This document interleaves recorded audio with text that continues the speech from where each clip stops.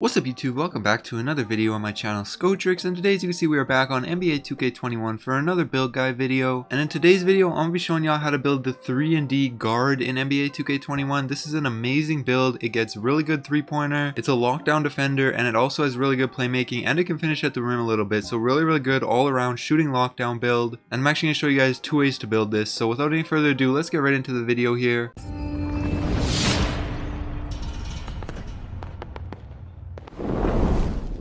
Alright, so on this first screen nothing really matters too much. The only thing that's important is you want your position to be shooting guard. The hand, jersey number, and name, none of that matters. You can set it up however you want. You just want to make sure you're a shooting guard, then you can go ahead and click continue.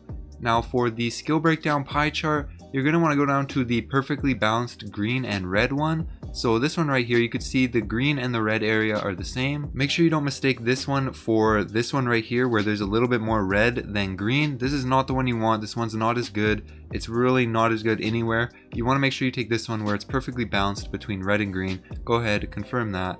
Now for the physicals profile, you're going to want to take this one up top here, the pure speed one, the pure purple one or whatever you call it. But it's the one right on top. You should have 86 speed right off the rip. That's going to change a bit, so don't worry about that too much. But that's the one you're going to want to take right there, pure purple.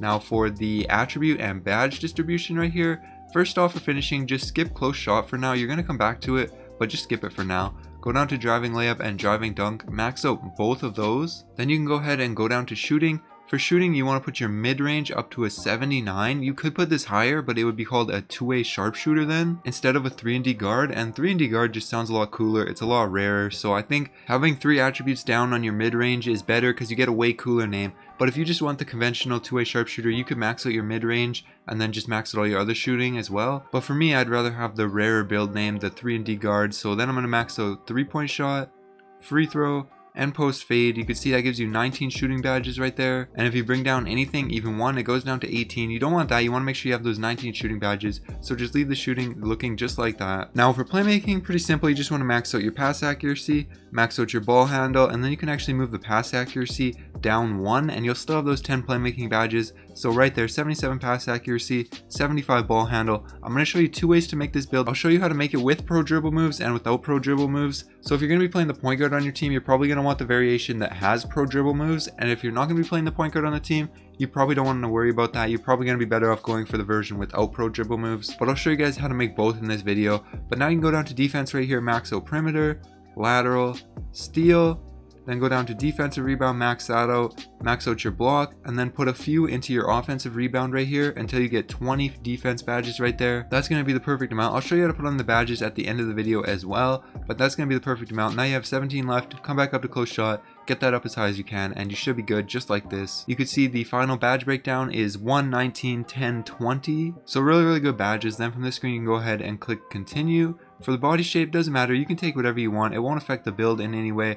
I'll just take define for this build, but you can take whatever you want. Now the height, this is where the two different variations of this build come into play. First I'll go ahead and show you guys how to make this build with the ability to get pro dribble moves. So if you want to get pro dribble moves on your build, go down to 6'3". You can see your speed goes up, but your ball handle goes up as well. That's what's really important. And a few other things change, not too much though. So you're going to want to take it at 6'3" right there. Now for the weight, you just want to go down to minimum right here and then move it back up 3 pounds so you get that 1 extra strength. Nothing else changes. 173, that's the perfect weight. And now for the wingspan right here, you just want to move it down 1. You can see that gives you a 78 ball handle. So at 97 overall, which isn't hard to maintain, you will be able to get pro dribble moves. You'll have to get up to 97 overall, obviously. And that might take a little while, but once you get it, you'll have pro dribble moves unlocked on this build and you'll be good. But the other way to make this build without pro dribble moves, if you're not playing point guard, I recommend you make this version of the build. If you really don't need pro dribble moves, this is the way I would go. You're going to want to keep the height at 6'5", so it'll help you out a lot more on defense. Then you want to go ahead and confirm. Now for the weight, again, you just want to go down to minimum. You want to get the fastest speed possible, and this one you just want to keep right at minimum, so 175 pounds right there.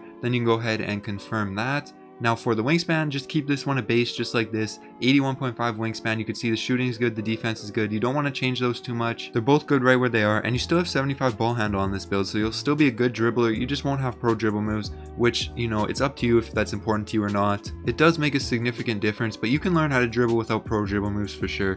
So I'm going to go ahead and confirm it right here. And now for the takeover, lots of personal preference here. I wouldn't recommend the playmaker takeover for this specific build just because it's not good for dribbling. Well, it's good for dribbling, but it doesn't help you get ankles in this game yet. Maybe they'll update it in a patch in the future. The shot creator takeover is okay, but I think for this build, since you have more medium shooting statistics, I would recommend either the spot up shooter or the lockdown takeover. They're both really good. In this specific situation, I'm probably going to take the lockdown because it fits my playstyle better. But if you think that the sharpshooter or even either one of these two fit your playstyle better, go ahead and take those. It's really personal preference for the takeover. But I'm going to take the lockdown, definitely one of my favorite takeovers in the whole game. And as you can see right here, boom, 3-and-D guard, shades of Drew Holiday, Richard Hamilton, and Victor Oladipo. Really good build. Now I'll take a second and show you guys the final attributes and badge distribution for this build. I recommend you stick around for this. It'll only take a second or two, and it'll hopefully help you guys out a lot in the process of making this build and upgrading it. But you can see these are the final attributes for the build. Everything's looking really good. Your speed's up at 89, but remember you can get +4 on that from the Gatorade, so you're going to be super fast with this build. Good finishing, good shooting, good playmaking, amazing defense. Good badges all around. Go ahead, confirm. For the finishing badge right here, doesn't matter, you can take whatever you want. I recommend probably either slithery or consistent, maybe relentless, but I'm going to put on slithery right here. Now for the shooting badges, for me, I recommend putting on Deadeye on gold, Hot Zone Hunter on Hall of Fame, as long as you have hot zones, Range Extender on Hall of Fame. Then I'll put Flexible Release on Hall of Fame. This is a really good badge this year. Even if you know your jump shot release pretty good, still a good badge you might want to consider investing in unless you green like 75 to 80% of your shots. And then with these last four, you can really put them wherever you want. I don't think Green Machine is really the way to go this year. I would pick Volume Shooter over Green Machine, so I'm going to put Volume Shooter onto Silver.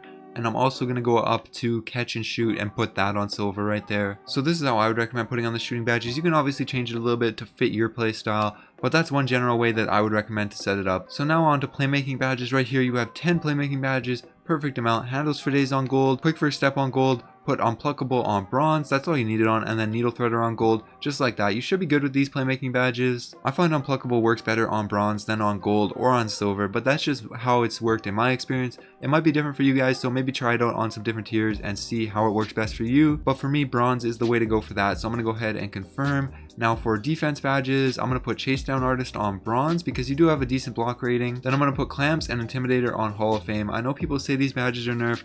They are. They're still really good though. Regardless of what people say, they do help. Not as much as last year, but they do help still, so they're still good badges. Then I'm going to put Interceptor on gold right here. Pick Dodger on silver. Pickpocket on Hall of Fame, just because you got so many defense badges, you can afford to get it on Hall of Fame. And then I'll put Tireless Defender on bronze and Rebound Chaser on bronze as well, just like that. This is how I recommend setting up the defense badges for this build. Again, just like every other badge category, you can change it a bit for your personal preference, but this is how I like it, so I'm going to go ahead and confirm. And there you guys go. That's how you build the best 3-and-D guard in NBA 2K21. Hopefully you enjoy. If you did, make sure you like the video, subscribe to my channel if you're new. I upload daily NBA 2K21 content, build guides, jump shots, tips and tricks, badge videos, all that. And I also stream on Twitch. I'll have the link in the description down below to that. Make sure you go check me out over there. But anyways, that's going to be it. Alright, peace.